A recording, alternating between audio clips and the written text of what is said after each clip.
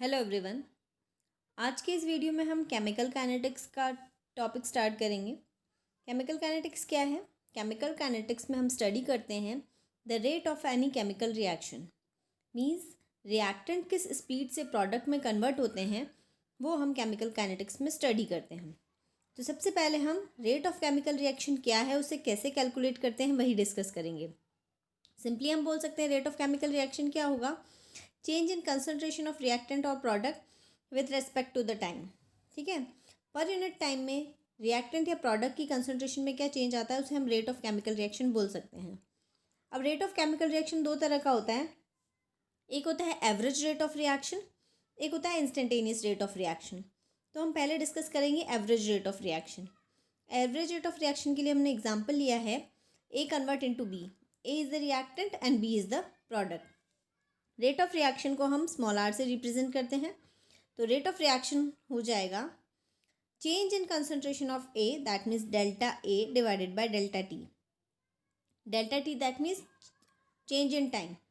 So delta A क्या हो गया? डेल्टा ए हो गया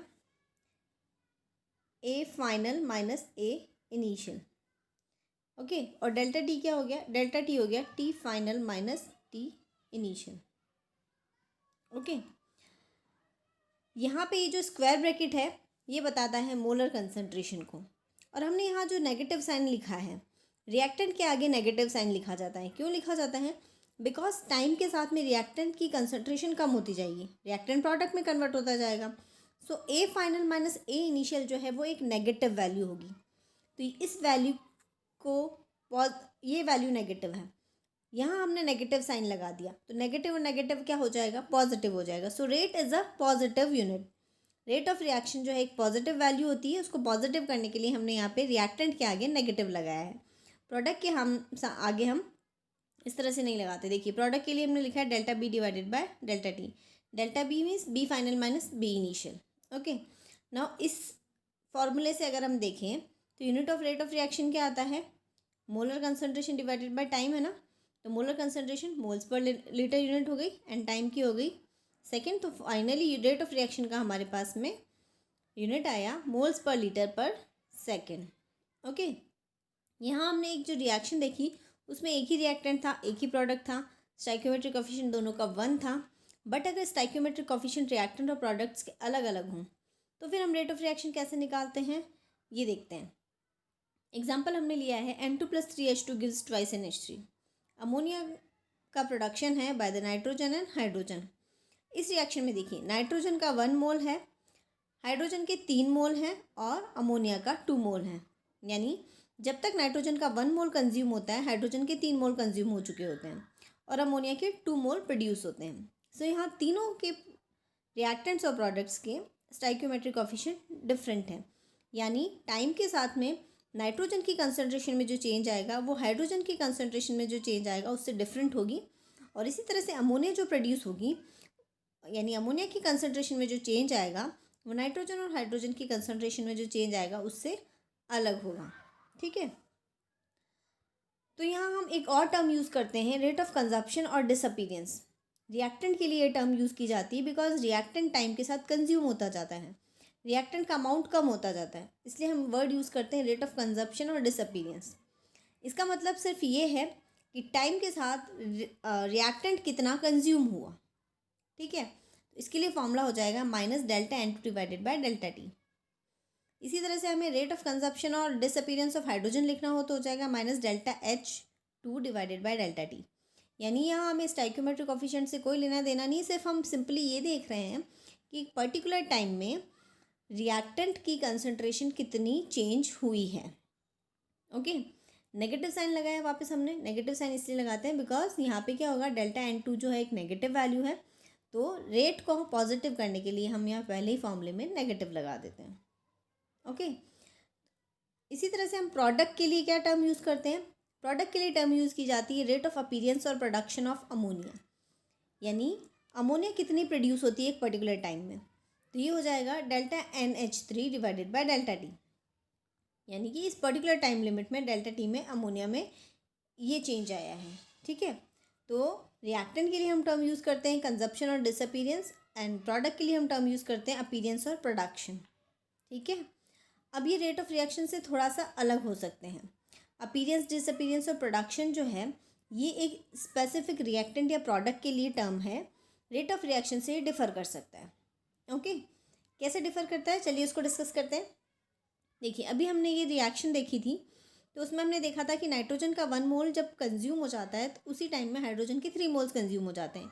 यानी rate of disappearance of nitrogen and rate of disappearance of hydrogen अलग अलग होगी। जितना नाइट्रोजन का कंज्यूम होगा अमाउंट, उतना ही हाइड्रोजन का अमाउंट कंज्यूम नहीं होगा। हाइड्रोजन का अमाउंट नाइट्रोजन के अमाउंट से 3 टाइम्स ज़्यादा कंज्यूम होगा according to the balance equation. ये हमें दिख रहा है कि नाइट्रोजन का 1 मोल कंज्यूम होता है, इतने हाइड्रोजन का 3 मोल कंज्यूम हो जाता है। ओके, तो हम ऐसा लिख सकते हैं that delta N2 divided by delta T, ये जो हमने रेट ऑफ कंजप्शन और डिसअपीयरेंस ऑफ नाइट्रोजन लिखा था, ये वाला फैक्टर है ना, इसको अगर हम 3 से मल्टीप्लाई कर दें तो वो इक्वल होगा minus delta H2 divided by delta T के। क्लियर, ये फैक्टर क्या है, minus delta H2 divided by delta T, rate of consumption और डिसअपीयरेंस ऑफ हाइड्रोजन।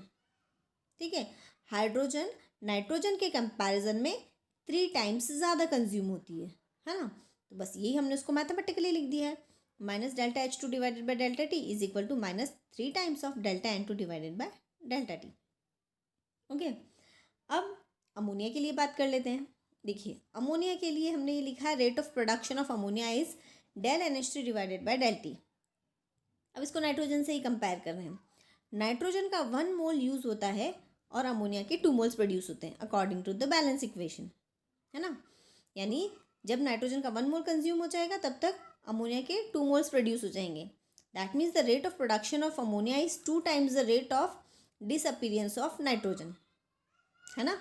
तो बस यही हमने मैथमेटिकली लिख दिया है, plus del NH3 divided by del T is equal to 2 times of minus del N2 divided by del T. ये क्या है, del N2 divided by del T, सिर्फ ये वाला factor, rate of disappearance of nitrogen. So rate of disappearance of nitrogen का 2 times है rate of production of ammonia. Clear, अब देखिए यहाँ ये तीनों चीज़ें अलग हैं, rate of disappearance of nitrogen, rate of disappearance of hydrogen से और rate of production of ammonia से डिफर करती है ना, क्योंकि स्टोइकियोमेट्रिक कोएफिशिएंट तीनों के अलग हैं। बट जो रेट ऑफ रिएक्शन है that is a unique thing. Rate of reaction का जो एक्सप्रेशन लिखा जाता है वो किसी भी रिएक्टेंट से लिखें या किसी भी प्रोडक्ट से लिखें सेम आता है। ठीक है, तो रेट ऑफ रिएक्शन का एक्सप्रेशन कैसे लिखा जाता है, इसी रिएक्शन का एग्जांपल लेके हम देखते हैं। यहाँ हमने मैथमेटिकल एक्सप्रेशंस लिखे हैं। ओके, तो अगर मैं ये बोलूँ del N2 divided by del T is equal to 1/3 of del H2 divided by del T, तो बराबर होगा ये, है ना। तो ये रेट ऑफ रिएक्शन का एक्सप्रेशन बताएगा ये वाला factor, del N2 divided by del T is equal to minus 1/3 of del H2 divided by del T. Okay, that means simply आपको क्या करना है, जो रेट ऑफ अपीयरेंस या डिसअपीयरेंस आप लिखते हैं उसको आपको उस पर्टिकुलर रिएक्टेंट या प्रोडक्ट के स्टोइकियोमेट्रिक कोएफिशिएंट से डिवाइड कर देना है। जैसे हाइड्रोजन का रेट ऑफ डिसअपीयरेंस था minus del H2 divided by del T. Hydrogen के रेस्पेक्ट में अगर आपको रेट ऑफ रिएक्शन लिखना है तो आपको क्या करना है, इसका स्टोइकियोमेट्रिक कोएफिशिएंट क्या है 3, तो इसकी रेट ऑफ डिसअपीयरेंस को 3 से डिवाइड कर देना है, ये आ गया। ठीक है, रेट ऑफ रिएक्शन हम किसी भी रिएक्टेंट से निकालें या किसी भी प्रोडक्ट से निकालें, बराबर आएगा। ओके, तो नाइट्रोजन से अगर मैं रेट ऑफ रिएक्शन निकालती हूँ minus del N2 divided by del T, because इसका स्टोइकियोमेट्रिक कोएफिशिएंट 1 ही है, ये रेट ऑफ रिएक्शन हो गया नाइट्रोजन के टर्म्स में। अगर मैं हाइड्रोजन के टर्म्स में निकालती हूँ तो minus 1/3 of del H2 divided by del T, क्योंकि हाइड्रोजन का स्टोइकियोमेट्रिक कोएफिशिएंट 3 है। ओके, तो ये दोनों रेट ऑफ रिएक्शन को बता रहे हैं, इसलिए दोनों इक्वल होने चाहिए। ओके, अब अमोनिया के टर्म में बात कर लेते हैं। अमोनिया का रेट ऑफ प्रोडक्शन क्या था, plus del NH3 divided by del T, इसका स्टोइकियोमेट्रिक कोएफिशिएंट है 2, तो इस फैक्टर को 2 से डिवाइड कर दीजिए, तो आपके पास में आ गया 1/2 of del NH3 divided by del T. ये हो गया rate of production of ammonia से रेट ऑफ रिएक्शन निकालना। ओके, अब नाइट्रोजन से रेट ऑफ रिएक्शन, हाइड्रोजन से रेट ऑफ रिएक्शन, चाहे अमोनिया से रेट ऑफ रिएक्शन निकालें, तीनों से रेट ऑफ रिएक्शन निकाल सकते हैं आप, और तीनों से जो रेट ऑफ रिएक्शन होगी वो बराबर होगी, तो इसके लिए हमने इन तीनों को इक्वल लिख दिया है। ओके, ये सिंपली हम स्टोइकियोमेट्रिक कोएफिशिएंट से भी एक्सप्लेन कर सकते हैं इसको। ठीक है, तो रेट ऑफ रिएक्शन निकालने के लिए क्या करते हैं, हम जो भी स्टोइकियोमेट्रिक कोएफिशिएंट है उस नंबर से रेट ऑफ अपीयरेंस या डिसअपीयरेंस जो है उसको डिवाइड करते हैं। क्लियर, तो रेट ऑफ रिएक्शन ऐसे लिखा जाता है। अब इसको एक मैथमेटिकल एग्जाम्पल से समझ लेते हैं। एग्जाम्पल है हमारे पास twice N2O5 gives 4NO2 plus oxygen, ये रिएक्शन है। अब रिएक्शन के लिए मुझे रेट ऑफ कंजप्शन और डिसअपीयरेंस ऑफ N2O5 लिखना है। सिंपली क्या करना है, change in concentration of N2O5 divided by change in time, okay, with negative sign. Rate of appearance और production of NO2 del NO2 divided by del T.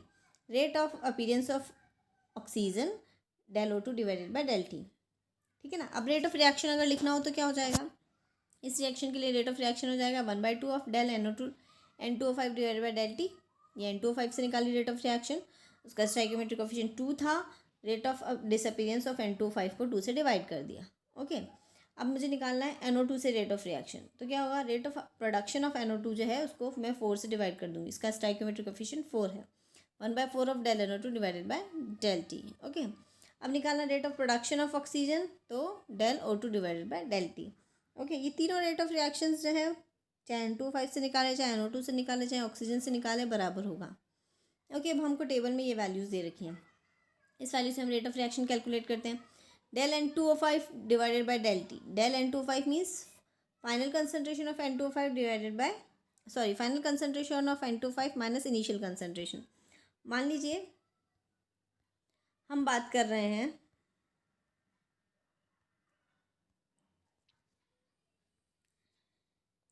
हम बात कर रहे हैं 0 to 200 सेकेंड के टाइम इंटरवल की, तो T2 माइनस T1 कितना हो गया हमारा 200, डेल्टा टी हो गया हमारा 200।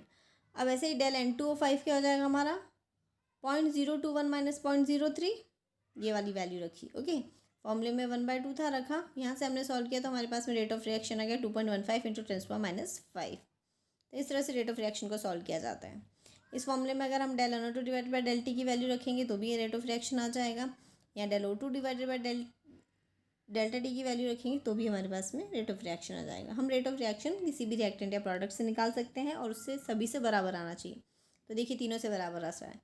प्रैक्टिकली थोड़ा सा कंसंट्रेशन मेजरमेंट में प्रॉब्लम हो सकती है, इस वजह से थोड़ा सा वेरी किया है ये वाला आंसर, अदरवाइज ऑलमोस्ट सेम है, okay.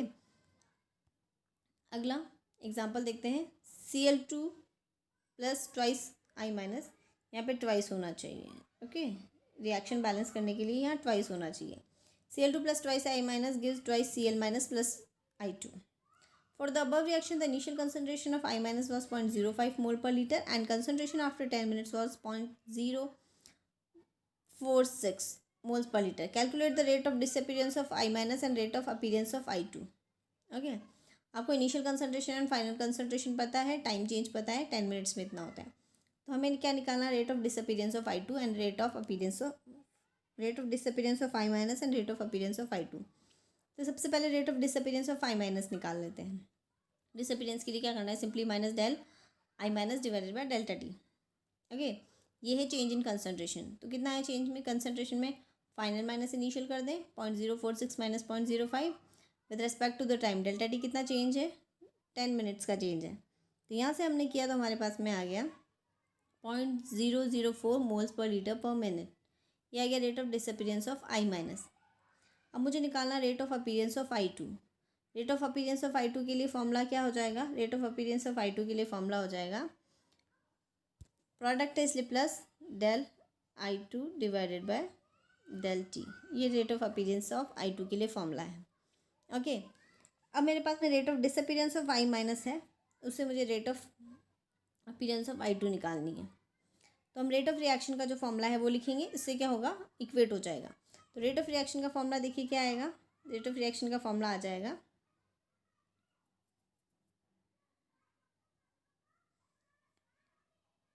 1/2 of del I minus del T, ये 2 था स्टोइकियोमेट्रिक कोएफिशिएंट इसलिए, is equal to plus I2 divide by delta T, ठीक है। जो स्टोइकियोमेट्रिक कोएफिशिएंट है वो डिवाइड में चला जाता है रेट ऑफ अपीयरेंस या डिसअपीयरेंस के, ओके। तो ये हमारे पास में रेट ऑफ रिएक्शन का एक्सप्रेशन आ गया। अभी हमने ये वाली वैल्यू निकाली del I minus divided by delta T, ये वाली वैल्यू हम यहाँ पे रख देंगे। ये वाली वैल्यू हमारी कितनी आई थी 0.004, ये हमने यहाँ रख दी, तो हमारे पास में आ गया 1/2 of 0.004, that means 0.002 moles per litre पर मिनट, ये आ गया rate of appearance of I2। यहाँ अगर आपको रेट ऑफ रिएक्शन पूछा होता तो भी आप निकाल सकते थे, है ना। चलिए अगला एग्जाम्पल देखते हैं। For the reaction twice N2O5 gives 4NO2 plus oxygen.